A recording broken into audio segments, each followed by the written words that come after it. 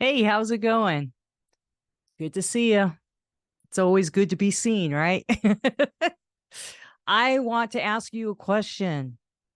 We talk about things and we express ourselves with words. What is the meaning of a word to you? Does it represent you with integrity?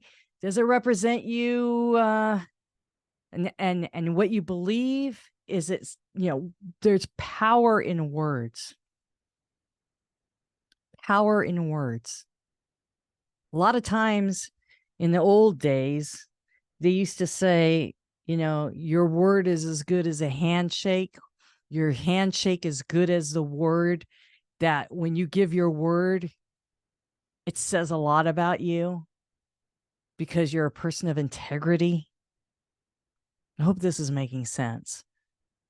A lot of times for myself, when someone gives me their word, I take it for what it is. There's a lot of worth behind that.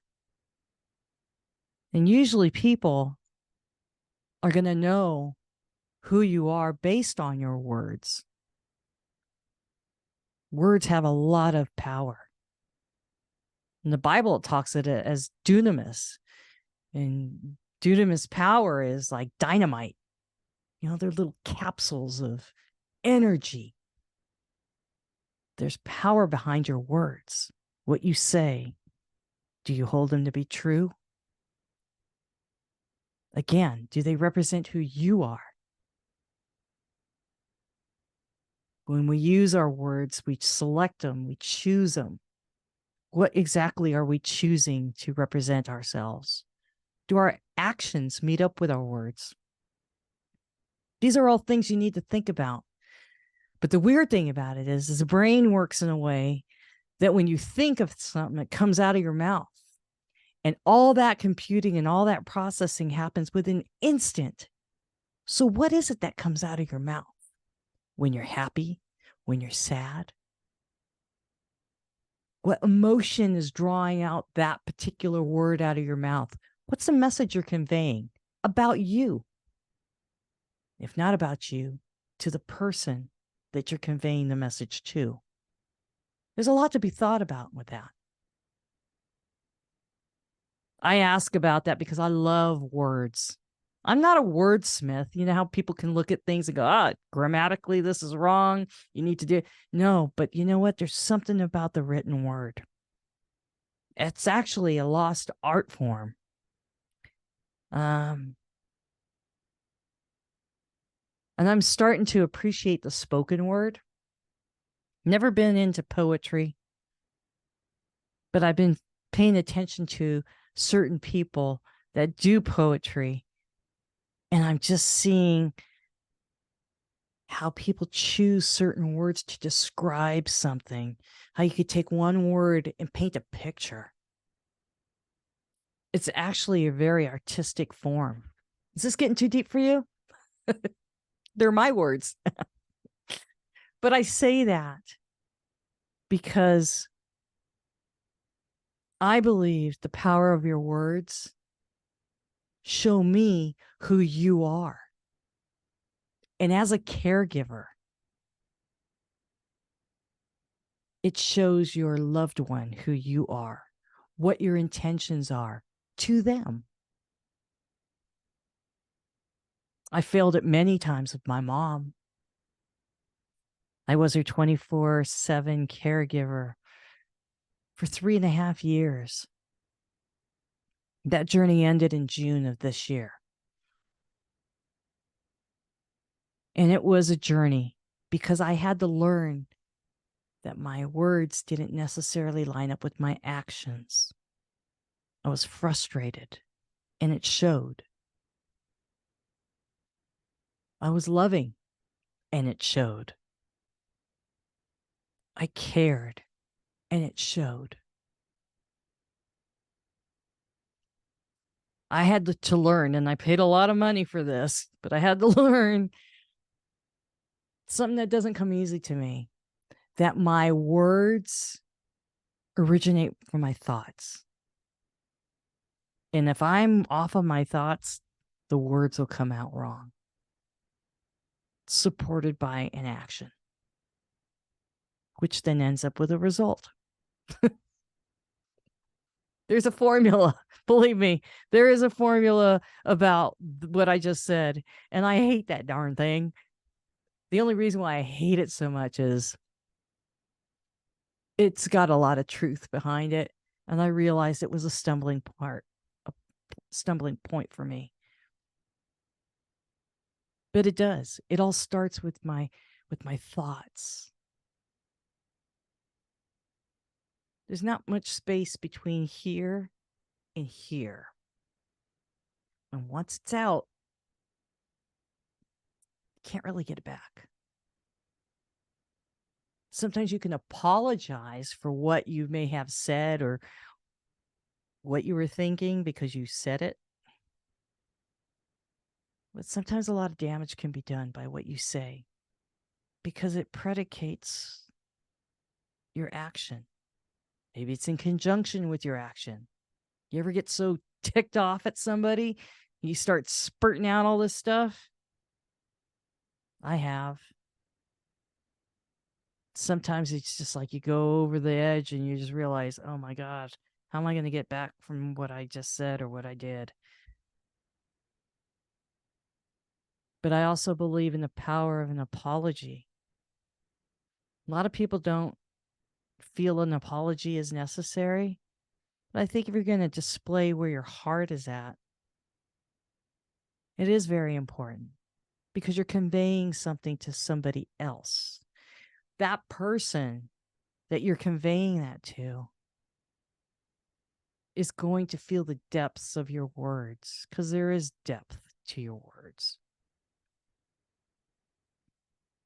So when someone acknowledges what they did may not be right and they're sorrowful for that, the words you convey will express that.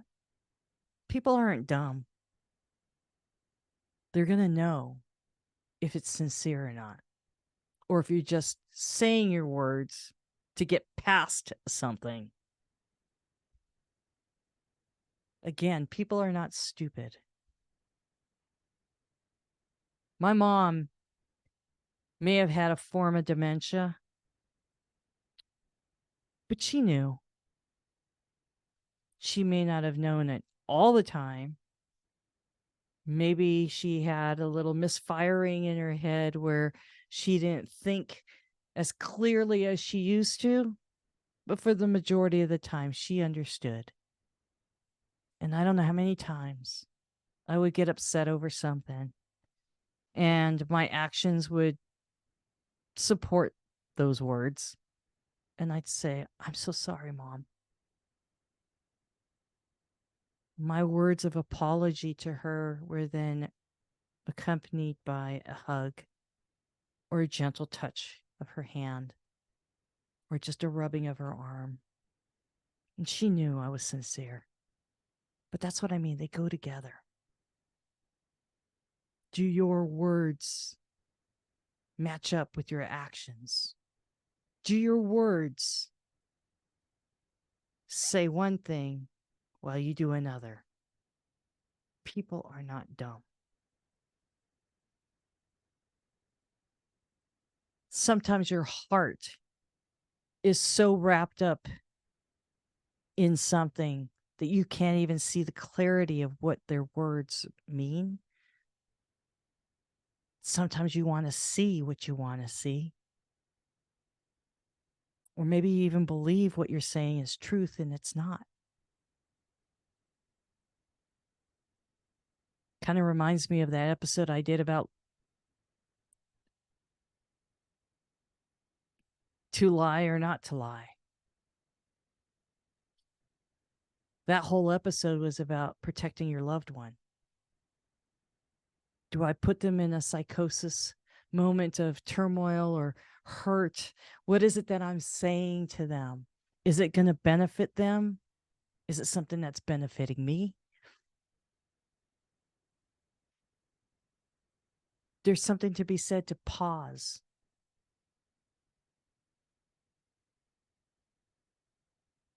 my defense mechanism growing up, because of my relationship with my mom, was not great. I was constantly in the defense mode. I became very sarcastic, and I admit I have a very wicked tongue, something I'm not proud of.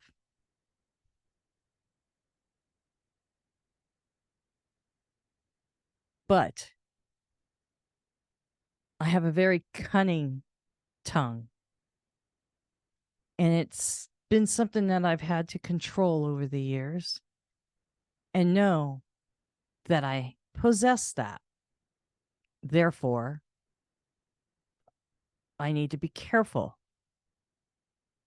Now, if we're joking around and I'm around a group of friends, I can be self-deprecating, and I could be very sharp and witty at the expense of myself, or maybe even the expense of someone else. It comes very easy.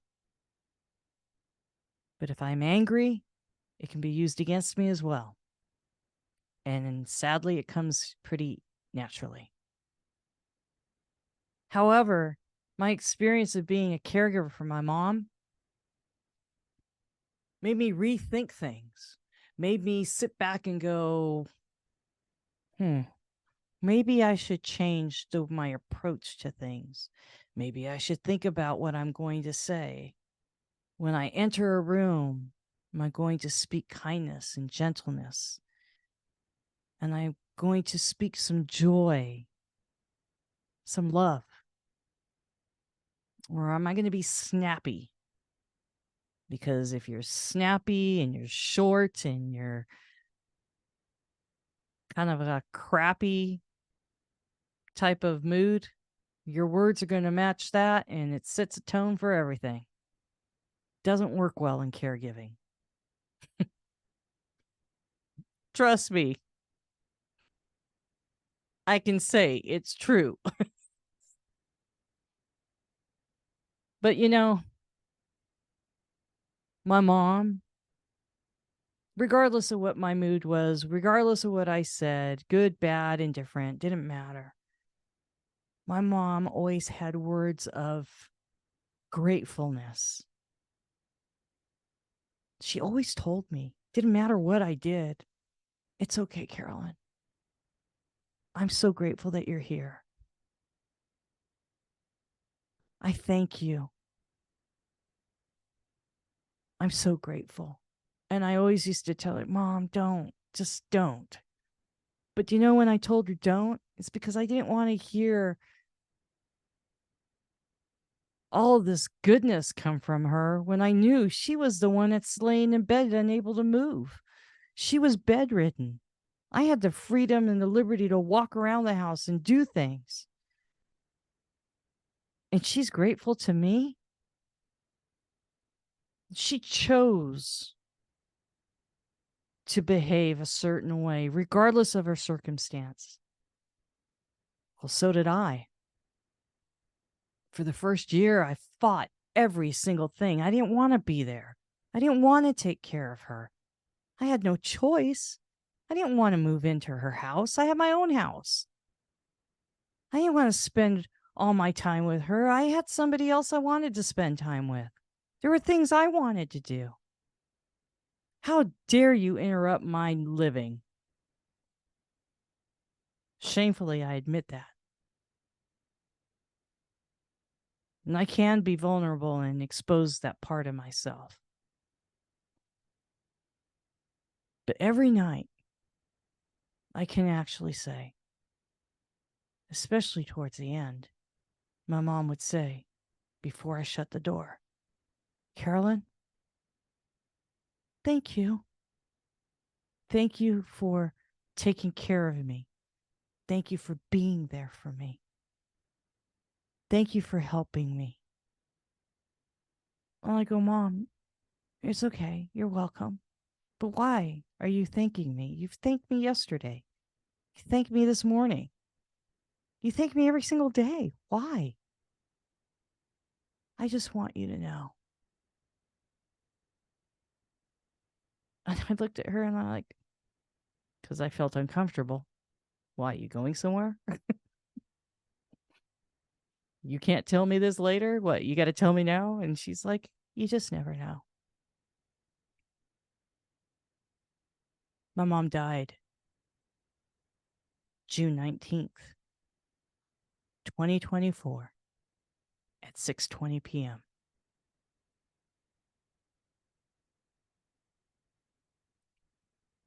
I never heard her say thank you anymore.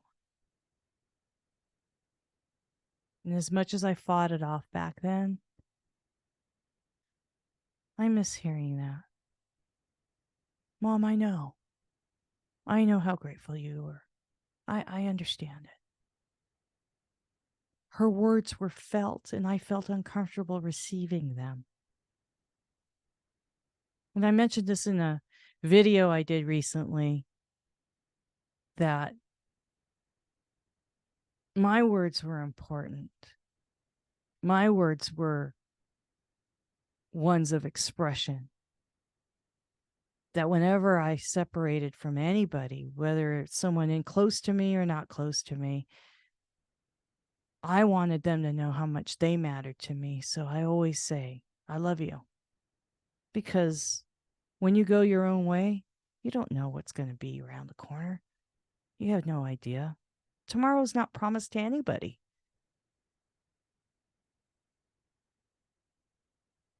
And so I made it a point to always express how I felt. As we say goodbye or even throughout the day. If somebody pops in your mind, you throw them a text and you share your words with them. Whether just to say, hey, I'm thinking about you. You mean a lot to me. I miss your smile. Something to make them feel wanted, encouraged, loved. I really did try my best to do that with the people that are important to me. And I realized that's what my mom was doing. And the reason why she was doing it with me is because nobody really came to see her. I was there. I was a recipient. I was a recipient. I wasn't used to my mom being that way with me.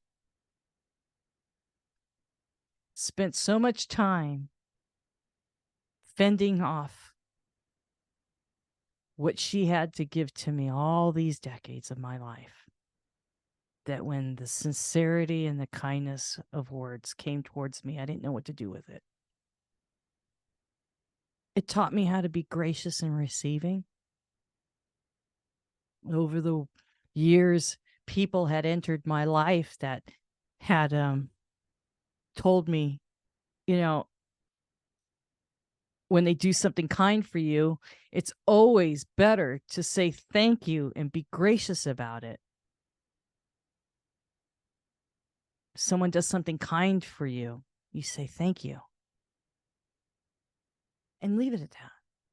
Not like, oh, no, I couldn't. No, that's actually pretty rude. If somebody wants to do something kind for you, you receive it gracefully. And you simply say thank you.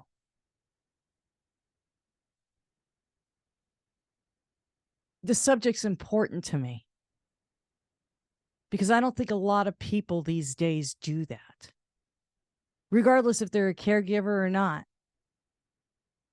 But it's a lesson I learned through caregiving.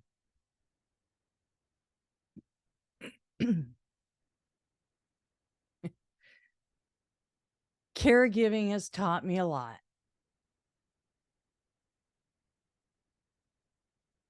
Don't ever take anything for granted. Be the best person that you can be. Know that someone is relying on you when you don't even realize it. Be grateful for what you have.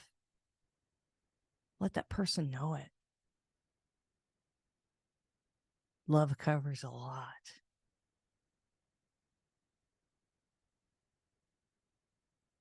It covers a multitude of hurts It covers a multitude of sins. It heals. Loving words that leave you and land on someone else do amazing things. You know, my dog, Wrigley, he's a little guy. He doesn't speak words, but I'll be darned if we know exactly what he needs and what he wants and how he expresses it. He loves unconditionally. You know when a dog is happy. You know when they're sad. You know when they love you. That's an expression without words, right? And sometimes when your loved one is dealing with dementia and they're no longer speaking, you do know what they want. You do understand. There's a form of communication that transcends your understanding, believe me. I remember when my sister and I were taking care of Mom during hospice time. Mom really wasn't talking. She was she had a bed sore that was pretty nasty. And so we had to keep rolling her on her side every couple of hours. It took two people because dead weight's dead weight. And when the hospice nurse came over, I remember my sister and I were asking the nurse, Mom's not really talking. She's just kind of like sleeping on and off, or she's just kind of there. Well, how do you know when we're moving her around that we're not hurting her? And the nurse right away said, "Oh, you're going to know." And we're like, "We will?" "Oh, yeah, you're going to know because she will let you know." I'm like, "Really? How?" "Oh, she'll let you know." Sure enough, man. Turn Mom over right away. She's like, "Ow, ow, ow," because I don't know if it was just a muscle got tight or the position of her leg or something like that. I looked at my sister. I went, "Well, she was right. She let us know." It's kind of like a baby. They don't know how to talk. They don't know how to form words, but you know what they want. You're going to know. It's the action. It's the expression. Until those words are formed, you will know. It's about communication.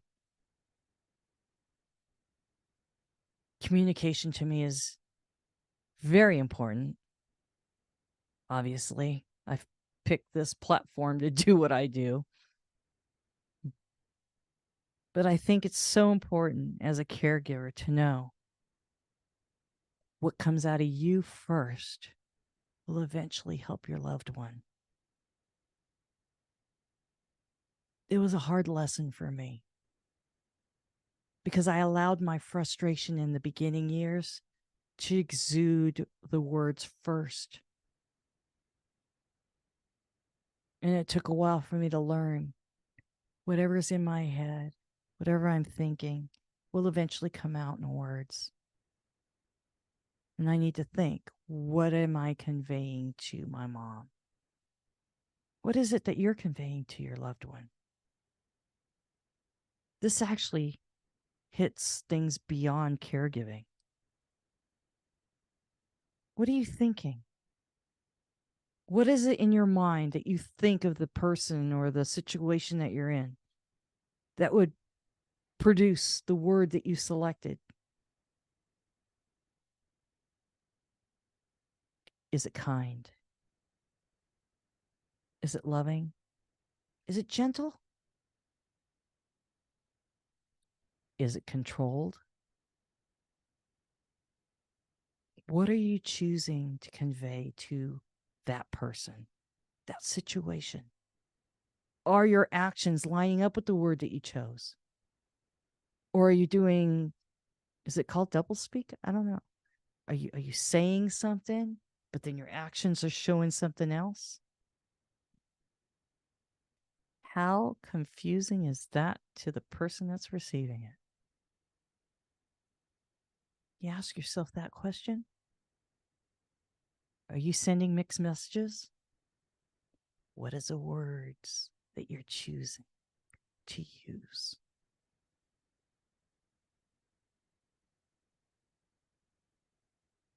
It's pretty darn important.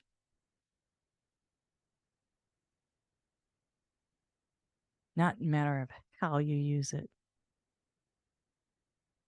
Not only that, but what are you using it for? Who are you using it towards? When are you using it? I'm notorious for saying things in a weird opportunity at weird times. I'll say something pretty loud, people, crowds talking, and wouldn't you know, at the moment I open my mouth, everybody's quiet, so everybody hears what I have to say. I'm notorious for stupid things like that.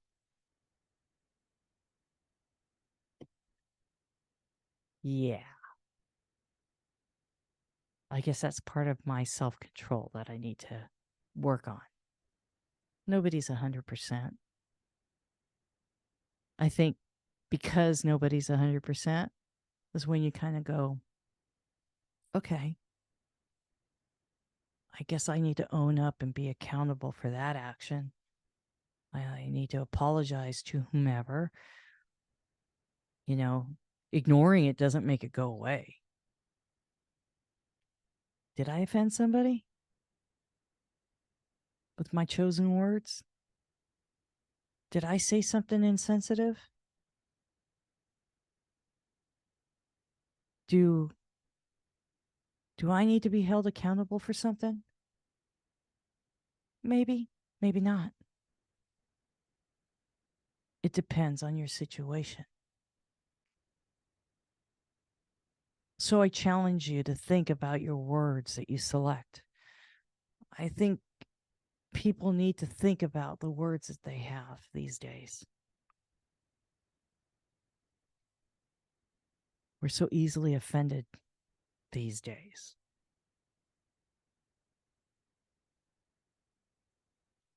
Have a little empathy, right? Have a little grace. Maybe even a little bit of compassion. It's not hard to do. When you're caregiving, consider who you're caregiving and how it may be received, how you may choose to behave. All these things come into play. Words are powerful. They're little nuggets of dynamite. They can do extreme damage, or they could do extreme healing. You make the choice, because we are all in control of our words. We are all in control of that part of us.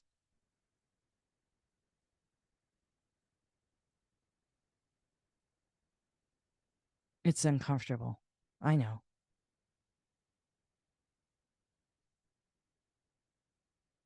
We're not too old to learn, are we? Every day is a new lesson. And so, with these words, I say to you, be blessed and be good to yourself. Have a good one.